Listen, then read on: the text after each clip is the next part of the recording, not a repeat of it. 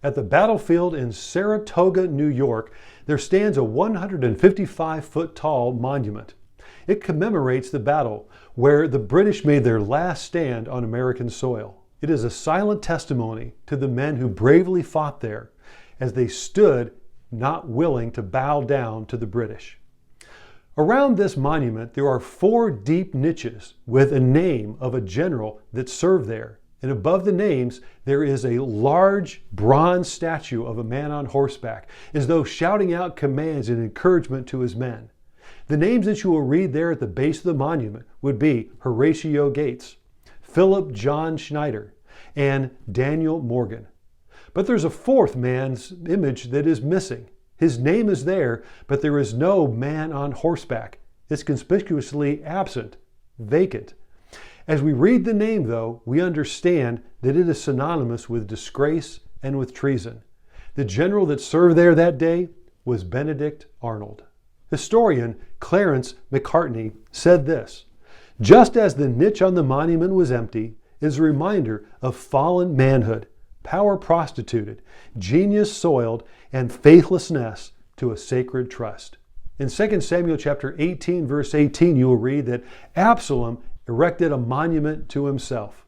It too stands as a reminder to the folly and depravity of pride. Welcome to the Word for 2022. Today we're in 2 Samuel chapter 18. Absalom was a man of great potential. He was the king's son. He was the most handsome man in all of Israel. He was smart. He was creative. He was a leader, but he allowed anger and revenge to fill his heart, so much so that it led him to murder, deception, rebellion, and evil actions. Now Absalom, he orchestrated a coup against his father. He gathered an army together, and then David assembled an army too that fought against Absalom's men. During this battle, 20,000 Israelites died. Absalom, he fled on a mount, but his hair got caught in the limb of a great oak tree. Now, we read earlier that Absalom only cut his hair once a year. And when he did cut his hair weighed 4 pounds. He had a lot of hair. Well, here it got caught in the limb of an oak tree. And there he hung by his hair. Bible commentator Matthew Henry said this: "He hung between heaven and earth, unworthy of either, abandoned of both.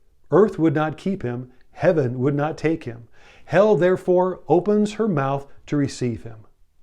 In Proverbs chapter 16, verse 18, God inspired Solomon to write these wise words: "Pride goes before destruction, and a haughty spirit before a fall." I can imagine that as Solomon was writing those words, he was thinking of his uncle Absalom. Pride is a relentless enemy. Pride can blind us from seeing the truth that we really don't want to see or hear. Pride can cause us to see ourselves better than others. Pride will hinder us from considering other options, other perspectives, things that we don't want to consider because we think we know it all. Pride will hold us from asking for forgiveness. Pride can harden your heart to reconcile a relationship. It's up to them. It's not my place. They have to come to me, is what pride would say. Pride will convince you that you deserve better. Pride will incite you to promote yourself. It will lead you to do things that you thought maybe you never would before, to honor yourself, and that was Absalom's legacy. He erected a monument to himself.